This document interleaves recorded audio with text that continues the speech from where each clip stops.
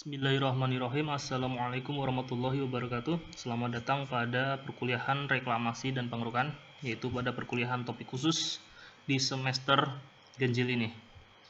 Jadi untuk saat ini kita telah mencapai pada pertemuan keempat, di mana kita akan membahas mengenai bangunan pelindung pantai. Jadi untuk kali ini saya akan menjelaskan tentang bangunan pelindung pantai, yaitu pemecah gelombang dengan tipe sisi tegak.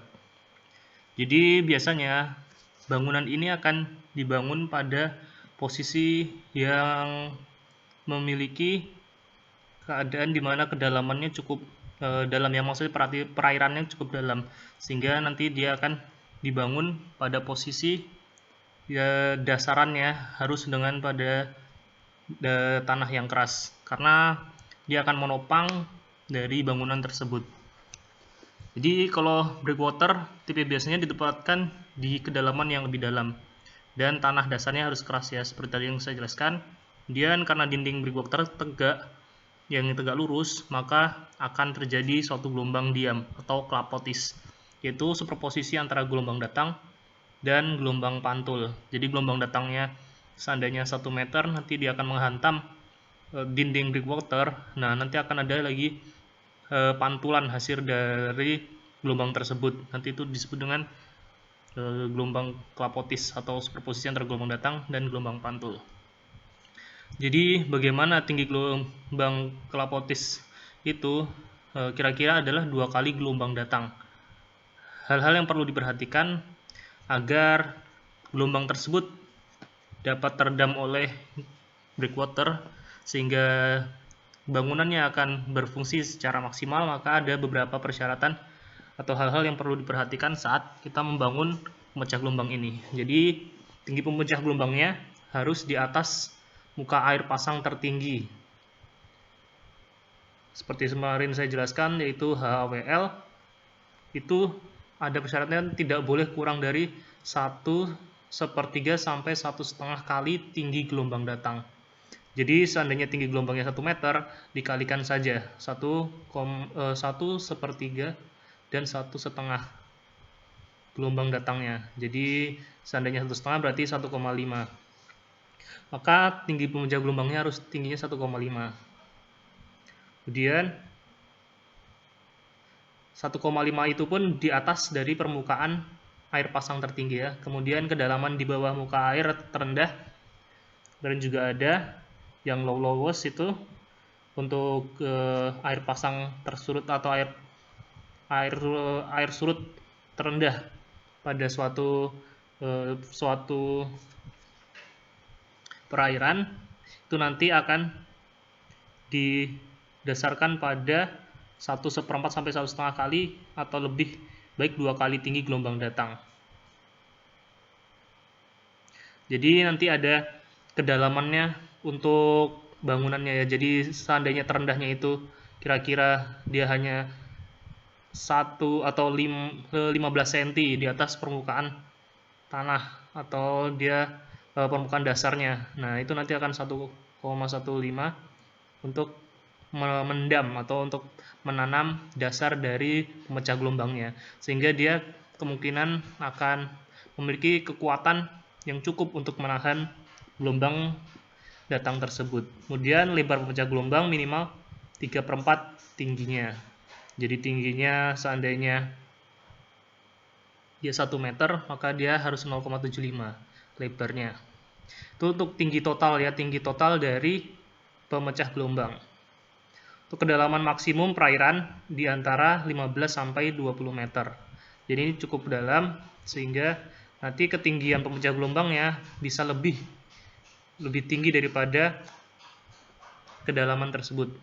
Di kedalaman 20 meter berarti kemungkinan nanti breakwater bisa antara sekitar 25 atau bahkan 30 meter tingginya. Untuk kedalaman lebih dari 20 meter, breakwater sisi tegak dibangun di atas breakwater sisi miring. Jadi ada breakwater campuran, di mana nanti breakwater yang di bawah itu akan menjadi suatu fondasi untuk berdirinya breakwater sisi tegak di atasnya ini untuk khusus kedalaman lebih dari 20 meter. Nah, ini contoh dari pemecah gelombang dan jenis bahan yang digunakan. Ini sebenarnya sudah bentuk campuran ya. Jadi ini sisi miring. Tapi kita akan membahas tentang yang sisi tegaknya dulu. Jadi kalau sisi tegaknya di sini ada dengan bahan yaitu blok beton. Nah, ini precast, jadi kita bentuk dulu di daratan, baru nanti kita bawa ke kapal atau dengan cara apapun itu, nanti dibawa ke area yang ingin dibuat bangunan tersebut, kemudian dipasang dan ditumpuk. Setelah itu akan dilakukan penguncian dengan diisi beton, cor-coran beton. Kemudian di atasnya bisa dikasih dengan area untuk bisa pejalan, pedestrian, dan juga bisa sebagai pelindung tambahan. Ini biasanya digunakan pada sisi pelabuhan ya, ada pada luar pelabuhan, di mana nanti sisi laut dia memiliki gelombang yang cukup besar, tapi setelah ada breakwater nanti pada sisi pelabuhan dia akan lebih tenang airnya, sehingga diharapkan kapal tidak akan mengalami oleng ketika berlabuh pada pelabuhan tersebut. Nah, kalau ini jenisnya yaitu sisi tegak dengan jenis caisson. Dia sama-sama juga dengan beton bertulang, tetapi dia lebih tipis. Dan juga bahkan ini biarpun dari beton, dia bisa dibawa dengan cara diambangkan atau dia bisa mengapung di permukaan air laut, sehingga dia lebih gampang untuk diaplikasikan atau didistribusikan kepada area yang ingin dibangun breakwater. Nanti ada contohnya juga. Di sini juga akhirnya nanti setelah berada pada titik yang sudah ditentukan, akan ditenggelamkan caisson tersebut, diisi air terlebih dahulu. Ketika itu setelah sudah tenggelam, maka diisi air untuk mengeluarkan airnya.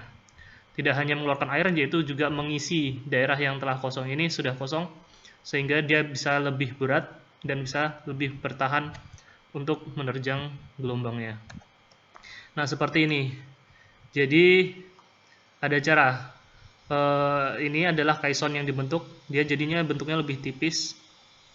Walaupun tipis, ternyata bentuknya sangat besar. Jadi bisa dilihat ini kemungkinan kedalaman lautnya cukup dalam, sehingga bisa dilihat ketinggian orangnya hanya sekian. Ini kemungkinan ketinggian orang sekitar 180. Ini bisa lebih dari ketinggian 10 orangnya. Maaf tadi juga maksud saya diapungkan itu bisa lebih ringan diangkat oleh misalnya ponton atau kapal yang bisa mengangkat ini ya. Jadi bebannya tidak membuat kapal tersebut tenggelam, sehingga lebih mudah diangkat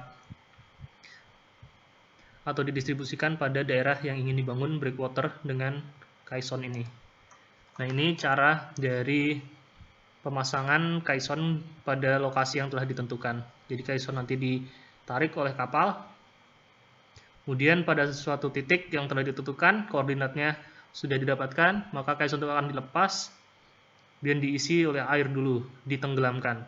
Setelah tenggelam, dia telah mencapai dasar yang kita inginkan, kemudian diisi lagi oleh sama pasir. Nah, pasir itu biasanya akan mengangkat air yang ada pada caisson tersebut. Jadi di dalam caisson tersebut tidak akan ada air lagi, dia akan diisi pasir sebagai pemberat dan sebagai penguat dari bangunan tersebut. Nah, setelah itu di atasnya setelah pasir sudah cukup, akan ditutup beton agar pasirnya tidak menyerap air lagi dan bisa membuat awet pada bangunan tersebut. Kemudian juga ada pemecah gelombang dengan turap. Nah, ini adalah salah satu contoh di mana pelabuhan kita, pelabuhan Tanjung Mas, itu menggunakan sistem ini.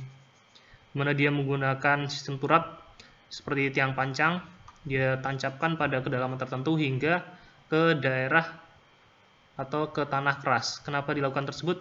Karena di daerah sini itu terdapat tanah lunak yang cukup dalam, sehingga kalau kita ingin menggali menggunakan caisson atau yang sisi tegangnya tadi, ini kemungkinan butuh dana atau butuh biaya yang cukup besar dan juga pelaksanaannya agak sulit, sehingga dilakukan pelaksanaan ini.